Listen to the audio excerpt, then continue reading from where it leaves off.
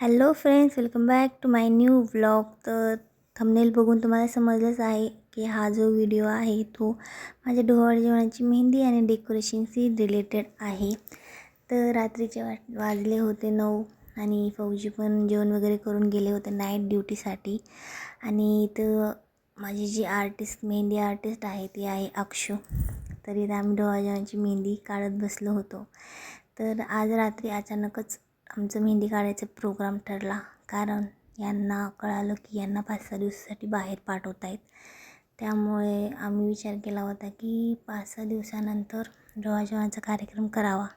पण माझे 9 महिने जे आहेत ते संपत ऑलमोस्ट येणारच आहेत. त्यामुळे विचार केला रिस्क नको, काय माहिती कधी पोट दुखायला सुरुवात होईल.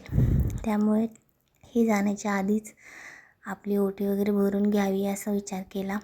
आणि उद्या हे जाणार होते, उद्यांची ट्रेन होती आणि विचार केला की छोटासाच का असेना घरच्या घरी जेवणाचा कार्यक्रम करून घेऊयात. त्यामुळे आम्ही इथे मेहंदी काढायला बसलो. आणि फौजींची लाईफ मी हर वेळेस सांगते की फौजींची जी लाईफ असते ती फौजींनाच नाही तर त्यांच्या फॅमिली पण त्यांच्यासोबत स्ट्रगल करावं लागतं. तर याच्यावरून तुम्हाला समजलंच असेल की मी का असं बोलते. तर जी गोष्ट नंतर करणार होतो ती आज अचानकच करावी लागली. तर जास्त काही तामझाम वगैरे नाही करणार आहेत, पण तरी जेवढं पण करेन ते तुम्हाला दाखवण्याचा प्रयत्न नक्की करेन. तर इथे आमची मेहंदी काढणं चालू होती.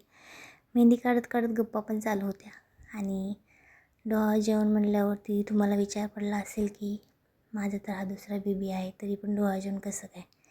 तर माझ्या पहिल्या बेबीच्या टायमिंगला माझं डोहाळे जेवण झालं नव्हतं, कारण माझी मोठी बहीण जी आहे ती आम्ही सर्वांसोडून देवाघरी गेले होते, म्हणजेच वारले होते. त्यामुळे आमची बिलकुल पण इच्छा नव्हती काही करण्याची. पण त्यावेळेस विचार केला होता की दुसऱ्या बेबीच्या टायमिंगला मी मस्त आणि मोठं डोहाळे जेवण करून घेणार आहे, कारण माझी इच्छा मी अधुरा नाही सोडणार. पण यावेळेस पण मी यांच्यासोबत इकडे आहे आणि आई पण इकडेच आहे आणि आईचं पण ऑपरेशन वगैरे झालेलं आहे. आणि माझी कंडिशनच प्रेग्नन्सीची अशी आहे की डॉक्टरांनी पण सांगितले आहे की प्रवास बिलकुल पण नाही करायचा आहे. त्यामुळे विचार केला की इथल्या इथेच आपली जी पण आपली इथे राहणारी फॅमिली वगैरे आहे, इथल्याच जे बायका आहेत त्यांना घरी बोलून 5-6 बायकांना बोलून घरच्या घरी ओटी वगैरे भरून घ्यावी. त्यामुळे आम्ही इथं विचार केला की इथल्या इथेच करूयात. आणि बघता बघता इथं माझी मेहंदी जी आहे ती काढून झालेली होती. तर खूप छान मेहंदी काढली होती. 2-2.5-3 तास लागले ही मेहंदी काढण्यासाठी. आणि मेहंदीला कलर येण्यासाठी तुम्हाला मी एक ट्रिक सांगते की एका वाटीमध्ये पाणी घ्यायचं, त्याच्यामध्ये 1 चम्मच साखर टाकायची आणि ती साखर विरघळूजीस तर त्याला हलवायचं. आणि जेव्हा पाण्यामध्ये पूर्णपणे साखर विरघळते, एक कापूस घेऊन त्या पाण्याला पूर्ण मेहंदीवरती टॅप टॅप करत लावून घ्यायचं. तर ही वाली ट्रिक जी आहे तुम्हाला माहिती होती का, मला नक्की कमेंटमध्ये सांगा. आणि नसेल माहिती तर एक वेळेस ट्राय नक्की करून बघा. याच्यामुळे तुमच्या मेहंदीला जो कलर येतो आपली इच्छा कधी बघून तुम्हालाच आश्चर्य वाटेल. तर ही जी गोष्ट आहे ती हर वेळेस जेव्हा आपण मेहंदी लावतो ट्राय नक्की करते. माझी जी मेहंदी आहे ती खूप लाल नव्हती आणि सुंदर दिसते. झोपले आणि सकाळी फौजी आल्यावर त्यांना मेहंदी दाखवली, त्यांनाही खूप छान वाटलं. त्यानंतर मी उठले, कारण आज जे आहे ते आज खूप सारे काम होते आणि वेळ खूप कमी होता. यांनाही जायचं होतं, वरून डोहाळजेवणाची पूर्ण तयारी करणं, परत त्यांनाही खूप सारं सामान द्यावं लागतं, जसं चटणी चिवडा वगैरे, कारण ते पण ट्रॅव्हल करणार 5-6 दिवसासाठी घरापासून बाहेर राहणार. त्यामुळे त्यांचंही करणं, वरून घरचंही करणं, त्यामुळे धावपळ आज खूप जास्त होती. मी इथं सकाळी आवरून वगैरे फुगे फुगत बसले होते आणि कुठे काय डेकोरेशन करायचं याची प्लॅनिंग करत होते, आईला सांगत होते.